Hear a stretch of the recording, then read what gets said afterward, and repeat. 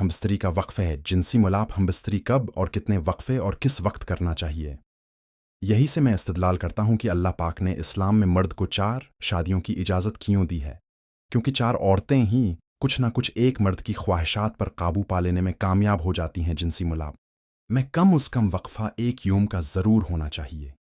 ज़्यादा की कोई क़ैद अगर है तो वो इस्लामी रोज़ से अगर कहकर करीब ना जाए तो 4 महीने बाद एला वाक़े हो जाता है।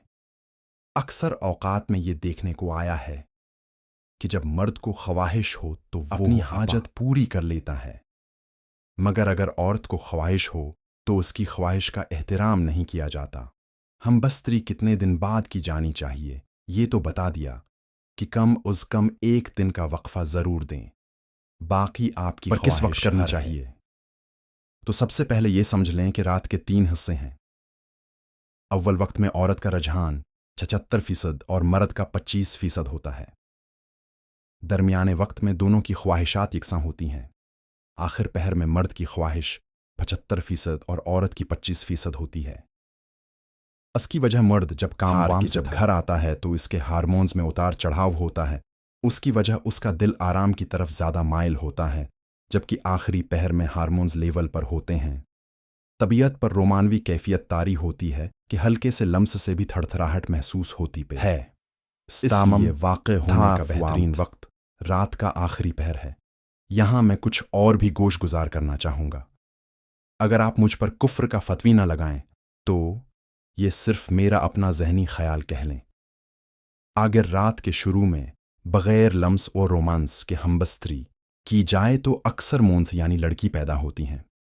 किस तरह अपनी उज़दवाजी ज़िंदगी में एतदाल और जिनसी ज़रूरियात पूरी की जा सकती हैं। यहाँ सबसे पहले तो एक बात बता दूं कि मजहबी तौर पर इसमें कोई शराइत या मुमानात नहीं है, लेकिन हर काम को बखूबी अंजाम देने के लिए कुछ न कुछ तरीक़ाकार ज़रूर होता है। सबसे बेहतर तरीका औरत नीचे और मर्द ऊपर हो, इस तरह सेहत को नुकसान का कोई अंदेशा नहीं होता। अलबत्ता दूसरे तमाम तरीक़ों में औरत या मर्द दोनों में से किसी को कोई मसला लाहिक होने का अंदेशा हो सकता है।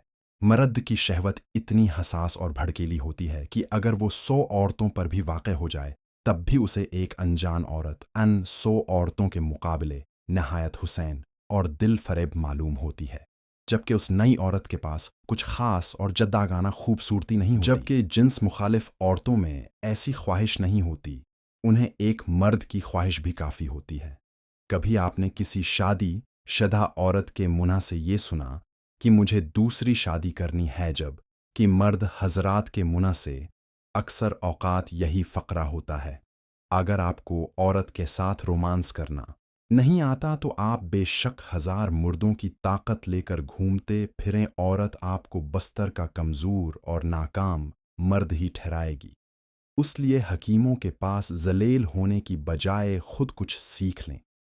अपना और अपनी सेहत का ख्याल रखें, खुश रहें, खुश रखें और खुशियाँ बांटें।